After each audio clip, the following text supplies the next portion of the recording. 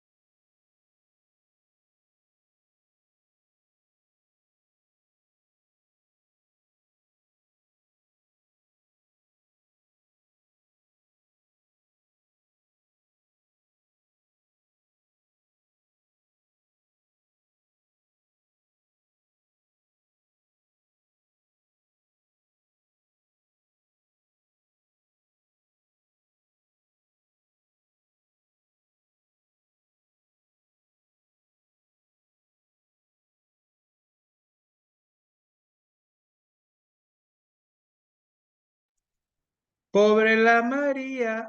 Ay, ay, ay, ay. No entra a clase.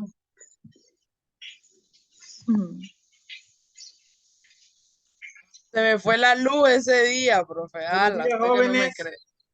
Buenos días. ¿Cómo están todos y todas?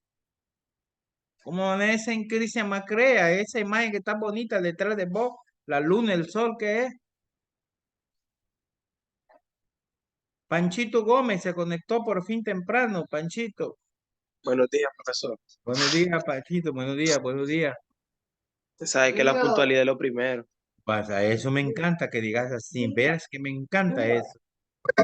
Bien, que dice que Panchito y la María se está riendo de lo que dijiste. Vos, Panchito, ¿qué será? No sé, la capi. Yo no sé qué se ríe de vos, Panchito, esta chavala. ¿Qué Bueno, pasó, papi? Buenos días. ¿ah? Buenos días a todos. Y ya te lo de hablar. ¿Qué pasó?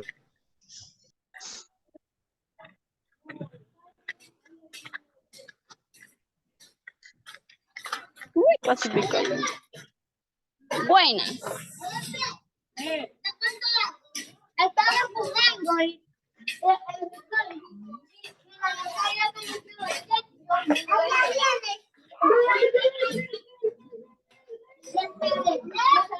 pasó, Paola? Apaguen los ¿Cómo estamos, Dani? micrófonos, ahí hay niños hablando. ¿Vos? ¿Quién tiene micrófono? Un poco de niño ahí hablando, pues. ¿Cómo estamos, Dani?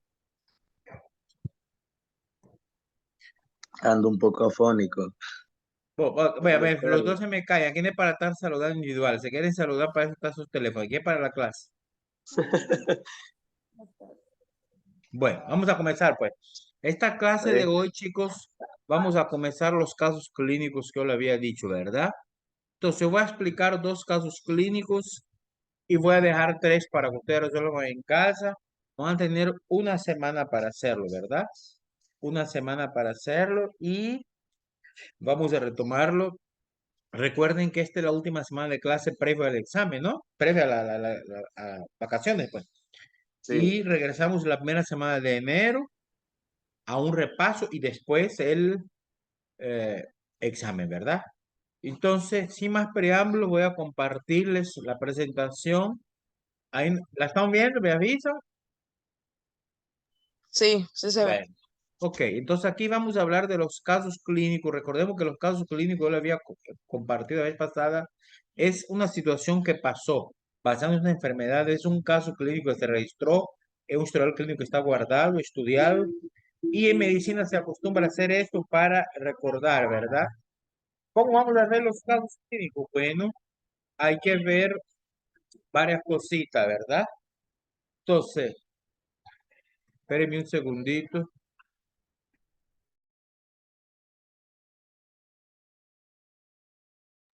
Ok. Entonces, este caso, vamos a estar viendo cómo se estudian esos casos. Y aquí, en esta presentación que tengo, hay 43 casos clínicos que ilustran los principios de la genética en la práctica médica. Y a cada resumen le sigue una breve explicación o descripción de la enfermedad, de su etiología, fisiopatología, fenotipo, que es la parte que nos interesa, cómo se manifiesta, ¿verdad? El fenotipo, el manejo y el riesgo hereditario, ¿verdad? Ok. Esta explicación y instrucciones se basan en nuestro conocimiento, pero como ustedes saben, medicina ahí dice todo es cambiante y puede ser que las cosas cambian a medida que avanza el desarrollo de la ciencia. Por eso ese enfoque puede ir cambiando. Bueno, ok. Entonces aquí tenemos los casos. Miren cuántos casos. 43. Miren el primero, acondroplasia. El segundo, degeneración macular asociada con la edad. Enfermedad de Alzheimer, etcétera, etcétera. Nosotros vamos a ver hoy el caso 1, el caso 10, el 1 y el 10, que son los más interesantes para lo que estamos estudiando. Y después voy a dejar para la casa el caso 18 y otros ahí. Pues el 23, vamos a ver. Ok. Bueno, tengo que estar admitiendo a gente aquí. Ok, entonces vamos con el caso 1. Acondroplasia. Se da por mutación de este gen que está aquí. Que son las iniciales de gen, ¿verdad? Y esta parte importante. Tiene que saber que se da esa enfermedad por un patrón autosómico dominante. Recuerda los patrones que estudiamos: autosómico dominante, recesiva, ligada X dominante recesiva. Para entender la acondroplasia hay que saber estos principios. Son términos que hay que saber. Esos términos siempre hay que investigar, ¿verdad? Mutaciones con ganancia de función, edad paterna avanzada y mutación de novo. Es una nueva mutación. Esos son los, digamos así, las primicias que hay que saber para entender eso. Hay que saber todo eso. Después, las características fenotípicas, fenotípico, lo que se puede ver a simple vista, ¿verdad? Entonces, la edad de inicio, ¿cuándo se desarrolla esa afección? Desde antes de nacer, desde el momento de la concepción, miren. ¿Qué más se puede ver? Acortamiento rizomélico de la estatura, es decir, personas de estatura baja, enanismo le llamamos, ¿verdad? Acortamiento rizomélico de estatura. Macrocefalia, la cabeza es grandecita, y eso conlleva una comprensión de la médula espinal. Ok, esas son las características fenotípicas. Ahora, aquí tenemos la presentación de un caso. Eso que dice aquí PS son iniciales. Como esos son casos de la vida real, se pone inicial, no se pone el nombre, ¿verdad? Son, digamos así, anónimos. Entonces, me gustaría que alguien me lee el caso, pues. Eso que está aquí. ¿Quién quiere leer, por favor? ¿Mm? Voy yo, profe. Dale, dale, dale. Empieza, dice, de la historia y los hallazgos físicos. ¿Ah? Sí, sí, sí, ahí eso. Una mujer sana de 30 años está embarazada de 27 semanas de su primer hijo. En una ecografía realizada a las 20 semanas de gestación se detecta un feto de sexo femenino con macrocefalia y rizomelia, acortamiento de los segmentos proximales de las extremidades. El marido de PS, sí, tiene Repeat. 45 años. De 45 años. Está sano y tiene 3 hijos sanos de una relación anterior. Ninguno de los dos tiene historia familiar de displasia esquelética, defectos congénitos o trastornos genéticos. El obstetra le explica que el feto presenta características de acondroplasia. La niña nace mediante cesárea a las 38 semanas de gestación. Tiene características físicas y radiográficas de acondroplasia, entre las que se incluyen abovamiento frontal, macrocefalia, hipoplasia mediofacial, cifosis lumbar, limitación de la extensión de los codos, rizomelia, manos en tridente,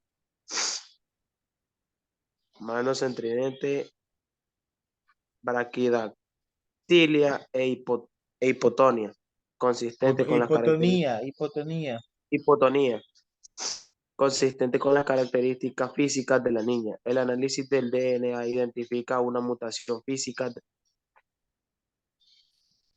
¿Qué ocasiona? 1138G que Bueno, ocasiona la sustitución de una glicina por una arginina en el codón 380 ujú, del gen del receptor 3 del factor de crecimiento de la de los de los fibroblastos. fibroblastos. Ok, muy bien. Muy chiquita la letra. Ese es el caso. Ese es el caso. Vamos a resumir. Entonces, siempre cuando hay un caso, lo primero que hay que hacer es sacar los datos del paciente. ¿Cuáles son los datos? Mujer sana, y mire eso, sana, ¿eh? Sana.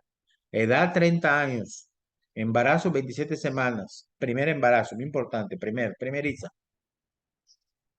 En una ecografía realizada a las 26 semanas se detectó un feto de sexo femenino. Eso ya son síntomas del feto. Tiene macrocefalia y rizomelia, que es acortamiento de los segmentos proximales de las extremidades. Otro dato interesante, el marido. Marido de esta mujer de PS tiene 45, mire, mayorcito, ¿verdad? Pero él está sano y tiene 3 hijos que también están sanos de una relación anterior. Miren esto, anterior, otra relación. Por lo tanto, ninguno de los dos tiene historia familiar de displasia esquelética, ni defecto congénito con trastorno genético. Por lo tanto, el médico tratante, el obstetra, le explica que el feto presenta características de acondroplasia. Mire, características, no le dice a ciencia exacta qué características. Pero a las 38 semanas la niña nace por cesárea y tiene características físicas y radiográficas de acondroplasia. Mire, físicas y radiográficas. ¿Qué significa eso? A simple vista se mira, ¿verdad? ¿Cuáles son esas características? Abombamiento frontal, es decir, la cara así aplastada. Macrocefalia, hipoplasia mediofacial, cifosis lumbar, limitación de la extensión de los codos. Eso es donde se ve en radiografía. Eso que está aquí. Mire, ahí está la radiografía. Mire, ¿están viendo? La radiografía. Miren cómo son las extremidades. Eso. Ok. Entonces, para confirmar eso, se hace estudio de ADN. Y el ADN se encuentra una mutación que se sustituye un aminoácido, vamos a ver los aminoácidos de bioquímica, ¿verdad? Que es la glicina por la arginina en el codón 380 del receptor. Es decir, ese cambio de la glicina por la arginina es una mutación, es lo que provocó el trastorno que los padres no tienen. ¿Me explico? Entonces, el cambio de un aminoácido que es la glicina se reemplaza por la arginina, que es otro. Lugar donde debía estar, la glicina está en la arginina. Ok, eso es lo que nos dice el caso. Entonces ya tenemos los datos del paciente, la sintomatología. Después que hay que saber datos de laboratorio se hay. Mire cómo se hace el estudio. Datos del paciente, los síntomas, los datos de laboratorio, si hay prueba especial, en este caso se hizo la prueba de ADN, ¿verdad? Y después las características fenotípicas, patología, el diagnóstico final, que en este caso es, ya está dado que es la acondroplasia, y tratamiento.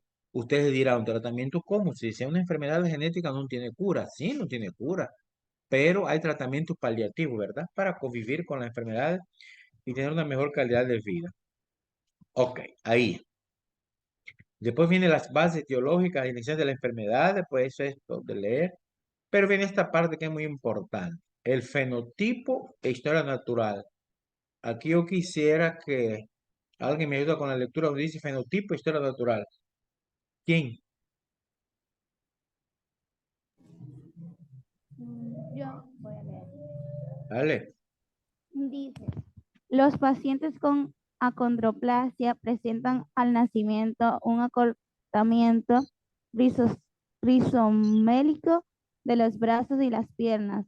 El tronco, relativamente largo y estrecho. Las manos en posición de tridente y macrocefalia con hipoplasia de la línea media facial y frente prominente. Suelen tener una estructura al nacimiento ligeramente inferior a lo normal, aunque en ocasiones están dentro del rango normal bajo. A medida que crecen, su estructura se aparta progresivamente del rango normal. Ok, En general, eso, espérate, Valesca. Eso es el fenotipo, las características fenotipo de esa afección, ¿verdad? Que los pacientes que tienen acondroplasia tienen acortamiento de las extremidades, brazos y piernas, el tronco es largo, pero estrecho, las manos en posición de tridente y macrocefalia con hipoplasia de la línea media facial.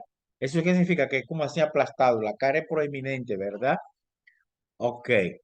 Cuando nace tiene una estructura inferior a la normal, aunque a veces puede ser que se confunda que está dentro de lo normal, rango bajo, ¿verdad? Pero a medida que crece, su estructura presenta, se aleja de lo normal. Ok, eso es lo primero que hay que saber. Muy bien. Ok, la gente que está sin cámara comienza a poner las cámaras antes que lo saco de aquí, ¿verdad? Ok, Gretel, ¿qué sigue? Gretel Olivas, ¿qué sigue? En general, los pacientes tienen una inteligencia normal, aunque la mayoría presentan un retraso en el desarrollo motor.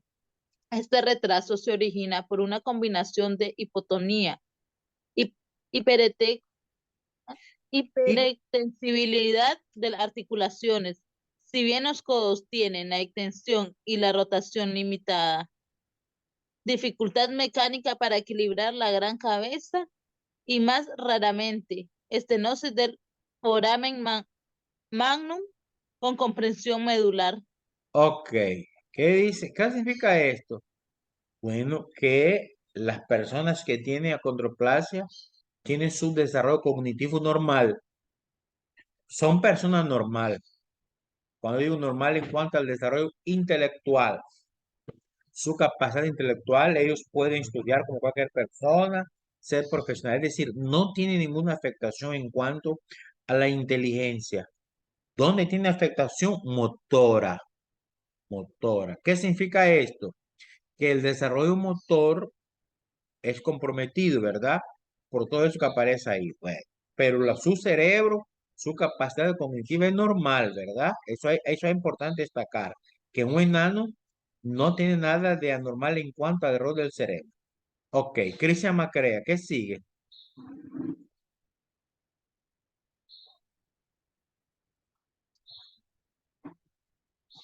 Está leyendo sin micrófono activado. Activa el micrófono.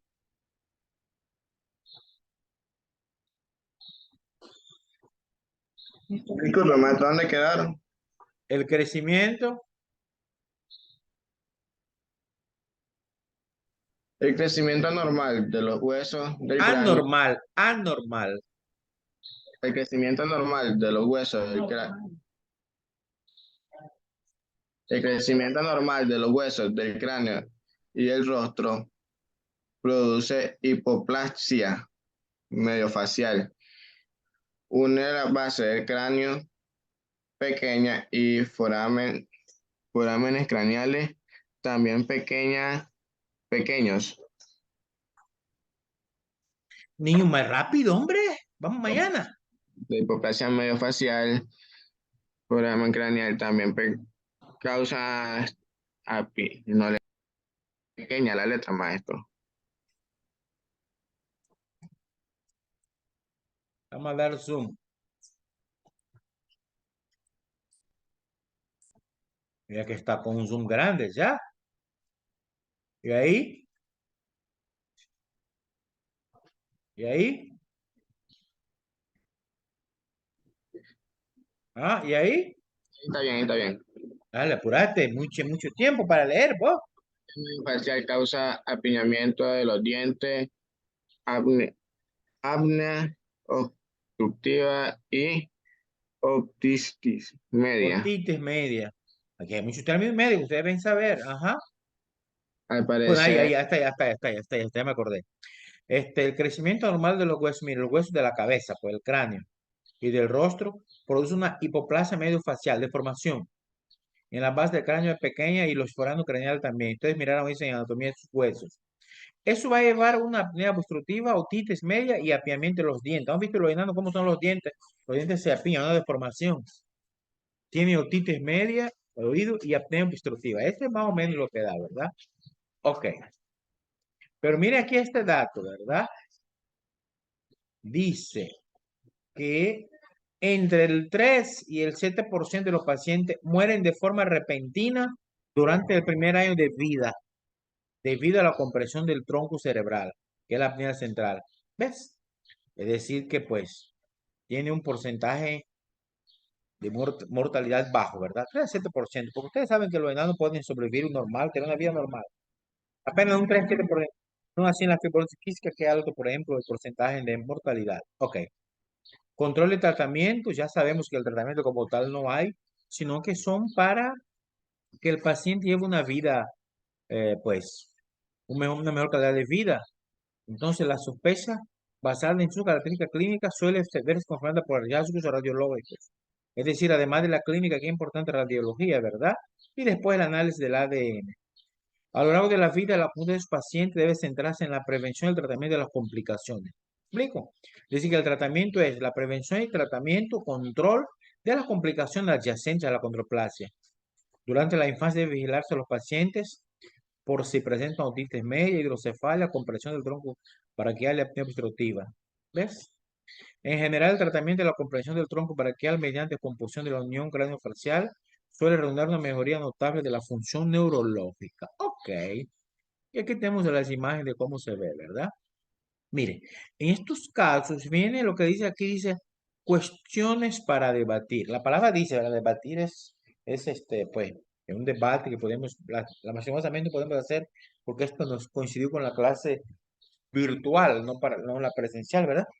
Entonces, pero aquí tenemos unas cuestiones, dice, cita otros trastornos que incrementan su frecuencia a medida que avanza la edad paterna. Es decir, uno de los factores principales cuando el papa tiene una edad avanzada, pero otros factores, que citemos otros factores, eso de investigar, exponga la posible razón de las mutaciones de estos genes, después habla un poco de síndrome de Marfan y del Huntington, que se parece un poco a la condroplasia, pero con tal de mutaciones de ganancia en función. Compara los mecanismos y así. Bueno, ese es el primer caso. ¿Estamos claros? Ok. Vamos con el segundo caso, que sería, déjame ver aquí en mi libro, tengo el libro en físico, sería el caso 10, fibrosis quística. Vamos a buscar el caso 10. Ese es el 2, ese es el 3, Alzheimer, el 4, el síndrome de Berkowitz-Whitman, el 5, tenemos el cáncer de mama y cáncer de ovario hereditarios, ¿verdad? El 6, la enfermedad de Charcot-Marie tipo 1. ¿Cuántos casos, verdad? El 7, síndrome de Sharp. El 8, leucemia mieloide crónica. El 9, enfermedad de Crohn. Y ahora el 10, que nos interesa, fibrosis quística. Mire el mecanismo de transmisión autosómica recesiva. El que miramos la condroplasia autosómico dominante. Por ejemplo, el 9. Miren, este es el 9. Miren, muchachos. Miren el mecanismo. ¿Qué dice aquí? ¿Qué dice aquí? El mecanismo. Herencia multifactorial. Es decir, varios factores. Aquí el mecanismo no es único. ¿Estamos entendiendo, verdad? Varios factores.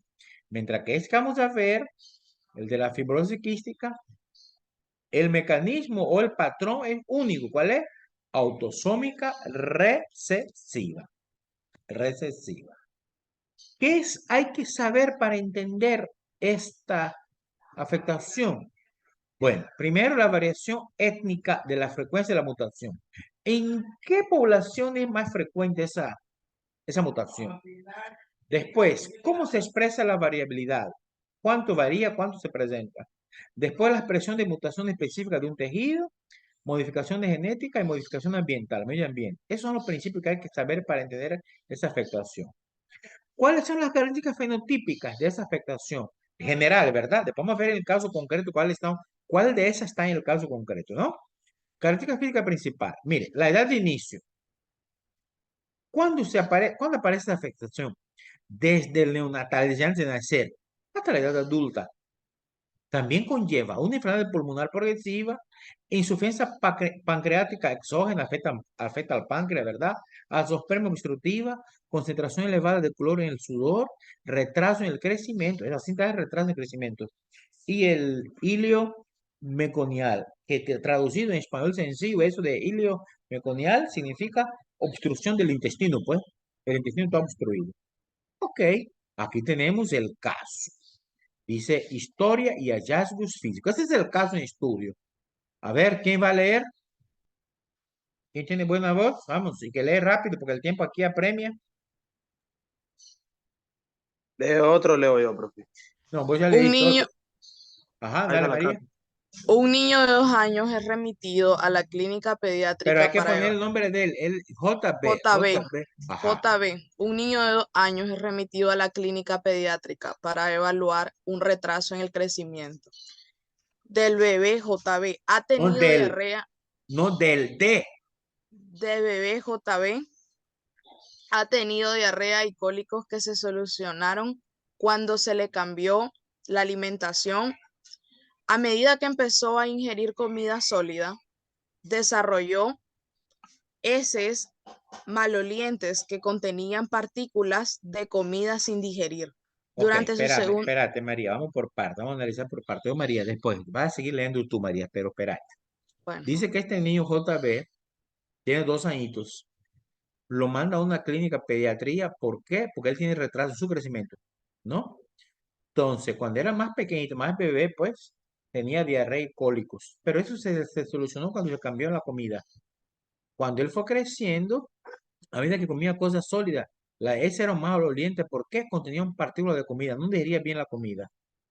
Ok, eso es parte de la historia. ¿Qué sigue? ¿Qué pasó con el segundo año de vida de este niño? María. durante su segundo año de vida, JB ha crecido poco, ha desarrollado tos crónica y tiene infecciones frecuentes del tracto respiratorio superior. Oiga eso, oiga eso. Creció Ningún, poco. Espérate, ningún otro miembro... espérate, María. Bueno, Creció poco, ¿verdad? ¿Qué más? Tos crónica. Y habíamos visto aquí arriba en las características fenotípicas que puede provocar enfermedad pulmonar. Mire, y él tiene una tos crónica, ¿verdad? Tos crónica. ¿Qué más? Tiene infecciones frecuentes del tracto respiratorio superior. Ok. Pero, ¿qué pasa con la familia? María, ¿qué dice? ningún otro miembro de la familia presenta retraso en el crecimiento, trastornos alimentarios ni enfermedades pulmonares. Solo él, pues, solo él. Ok, Solo sigue. él. El examen físico, el peso y la estatura están por debajo del percentil 3 y la circunferencia craneal está en el percentil 10. Ujú. Presenta una importante erupción por los pañales roncus difusos y dedos ligeramente en banqueta. Baqueta, no banqueta, El baqueta. banqueta. El resto del examen es normal. Tras considerar algunas causas posibles de la enfermedad de JB, el pediatra solicita varias pruebas como la de concentración de cloro en el sudor por iotroforesis, Iontoforesis con como la de pilocarpina. la como la de la concentración. Ajá, Espera, con esta pilocarpio. fue como la de concentración de cloro en A el ver, sudor. esta fue Esta fue 75 milimol por litro. milimol por litro. ¿Y cuánto es el Valor valor normal? normal Menor a 40. ¿ya menor a viste? 40 milimol por litro. Ok. ¿Y el valor indeterminado? De 40 a 60 milimol por ¿Y litro. cuánto tenía el niño? 75. Ese valor es muy alto. ¿Y qué dice aquí? ¿Un valor qué cosa? Un valor consistente con fibrosis quística. Correcto. En función de este análisis y del curso clínico del paciente, el pediatra le diagnostica una fibrosis quística. JB y sus padres son remitidos a una clínica de fibrosis quística para completar el consejo, realizar pruebas de mutaciones y tratamiento. Muy bien, muy bien. Entonces, este caso, si yo les digo, datos del paciente, vamos a sacar. Datos del paciente, vamos a sacar. Buenos días. ¿Qué quería? Datos del paciente, vamos a sacar. Tiene 2 años, 2 bebé. años. No en clase, papá, ¿qué pasó? Datos del paciente, 2 años.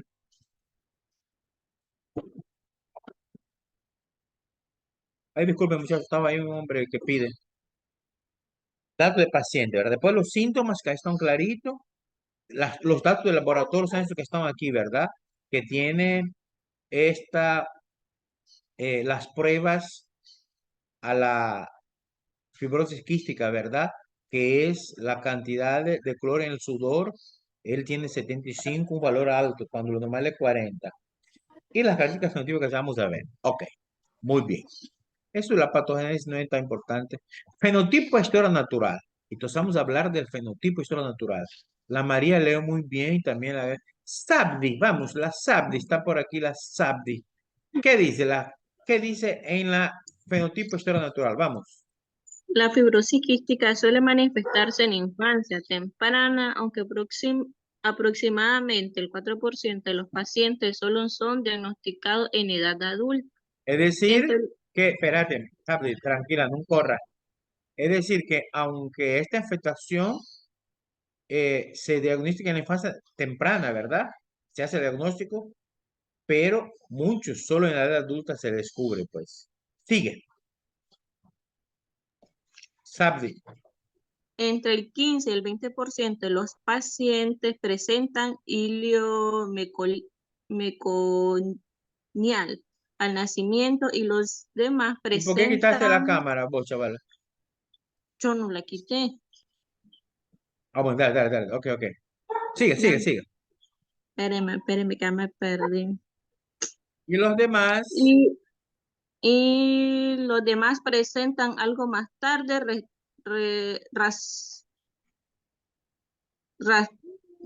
trastornos respiratorios crónicos, rinitis, sinusitis, enfermedades pulmonares obstructivas, retraso en el crecimiento o ambas cosas. El retraso en el crecimiento se produce por una combinación de un gasto calórico aumentado debido a la infección pulmonar crónica y la malnutrición debido a una infección pancreática exocrina. Sigo. sigue, sigue. Entre el 5 y el 15% de los pacientes no desarrollan insuficiencia pancreática, más el 95% de los pacientes varones tienen azoospermia debido a la ausencia, espéreme que me perdió. A la ausencia congénita biliar de los vasos. ¿Cuál biliar? Bilateral. Bilateral de los vasos deferentes. La progresión de la edad y la progresión de la enfermedad pulmonar es principal determinante de mortalidad y morbilidad y mortalidad. La mayoría de los pacientes mueren por insuficiencia respiratoria e insuficiencia ventricular derecha, secundarios a la destrucción del parénquima pulmonar y a la elevada resistencia vascular pulmonar En la actualidad, la supervivencia media en Estados Unidos es de 33 años. Bueno, Además, hasta ahí. ujú, Bueno, ok. Entonces tenemos, muchachos, que entre las complicaciones la más común es la afectación pulmonar y eso conlleva una elevada tasa de mortalidad y morbilidad. Ajá. Y mire, la esperanza de vida para esa gente es muy corta, ¿verdad? El promedio de vida en los Estados Unidos, donde hay todas las condiciones para ellos, es de 33 años, lo más que viven, pues, mientras que en los demás países menos. Entonces, de este caso, y como de todos, tú debes sacar los siguientes datos, repito, los datos del paciente, los síntomas, datos de laboratorio, pruebas especiales, características fenotípicas, patología, diagnóstico y tratamiento. Ok, pero antes, para entender eso, tú debes investigar esos términos que aparecen aquí en los principios de la enfermedad. ¿Estamos? Y las características fenotípicas. Ok, voy a dejar de compartir esta presentación para dar alguna orientación. Fíjense bien, miren. En la página virtual, yo voy a subir en un ratito, todavía no está, voy a subir en un ratito 3 casos. Un documento de PowerPoint con 3 casos. Tú tienes que leer, analizarlo y después contestar algunas preguntas que sale ahí. Pero yo les recomiendo que antes de contestar, usted proceda a ver la grabación de la videoconferencia para entender bien. Después, proceda a investigar los términos que aparecen al inicio, los principios de la enfermedad, ¿verdad? Para poder entender y contestar las preguntas. Eso va a estar subido el día de hoy, pero yo voy a dar una semana, como siempre. Es decir, esa actividad va a cerrar el martes próximo. El martes. Algunos quizás dirán, profe Tavares, ¿y por qué no le deja más tiempo? Estamos de vacaciones. No, vacaciones son vacaciones. Voy a respetar sus vacaciones. Además, en las vacaciones nadie toca el cuaderno, pues. Entonces, aprovechen hacerlo esta semana, porque en la próxima se le olvida todo. Por ejemplo, si usted va a hacer hoy, tan fresco los conocimientos de la videoconferencia, pero si usted lo va a hacer mañana, pasado otro día, revise la grabación esta. En un rato voy a subir esta grabación para recordar, porque es virtual, diferente cuando la clase es presencial. ¿Me explico? Entonces, revisen la grabación bien para poder entender y pueden consultar cualquier cosa en el grupo de WhatsApp de manera personal, privada, me pueden consultar, ¿verdad? Entonces, van a tener una semana para subir eso. Después, salimos de vacaciones por la última clase y regresamos la primera semana de enero presencial. Vamos a hacer 2 cosas ahí en esa clase. No, 3. La primera, recuerden, estamos pendientes con el laboratorio del grupo de sangre, ¿se acuerdan? Eso vamos a hacer cuando regresemos. La Sí. segunda, vamos a analizar unos casos clínicos ahí, estos que usted va a llevar de tarea. Y la tercera, vamos a repasar para el examen, que sería la semana siguiente, la segunda semana de enero. ¿Estamos claros? Entonces, como se dice por ahí, manos a la obra. Hay que estudiar para poder subir las actividades. ¿Estamos claros? Sí. ¿Alguna Sí, pregunta, profe. inquietud, Profe, consulta? profe, Este, ¿quién habla? habla pues, Capi, habla. Profe, este documento será en Word. Es ¿Qué cosa? los ejercicios de esta tarea lo haremos en Yo Word. le subí, lo voy a subir un PowerPoint. Sí, usted hágalo de descarga, hágalo mejor, después suba, sí. Ok, gracias. Bueno. Ajá. Ya, Fran. Profe, sobre los ejercicios, el documento que acaba de leer, ¿de eso se van a basar los ejercicios que vamos a realizar Igualito. o son otros? No, igualito sobre esto. Igualito, ahí vas a ver. Ok, está bien. Es sobre esto. Es más, hice Bueno, capturas de ese libro y lo subí ahí algunas cosas. Ustedes van a ver, pues. Pero claro, cuesta entender eso. Hay que concentrarse, leer, investigar los términos, como lo había dicho. ¿Oyeron, chicos? Bueno, muchachos, vamos a llegar hasta aquí. Tiempo menos de 1 minuto tengo. Que no los vuelva a ver, ¿verdad? Que tengan todas un feliz fin de año, una feliz Navidad. Que disfruten Feliz esas Navidad. fiestas en familia, se cuidan y sin exageración, ¿vieron? Todo con gracias, profe. moderación. Recuerden que Bueno, estamos celebrando el nacimiento de Cristo, Jesús, no es bacanal, ¿oyó? Recuerden que es el Correcto. nacimiento del niño Dios. Bueno, Adiós, profe. Bye. Bye. bye, bye, profe. bye. Cuídese, doctor. Adiós.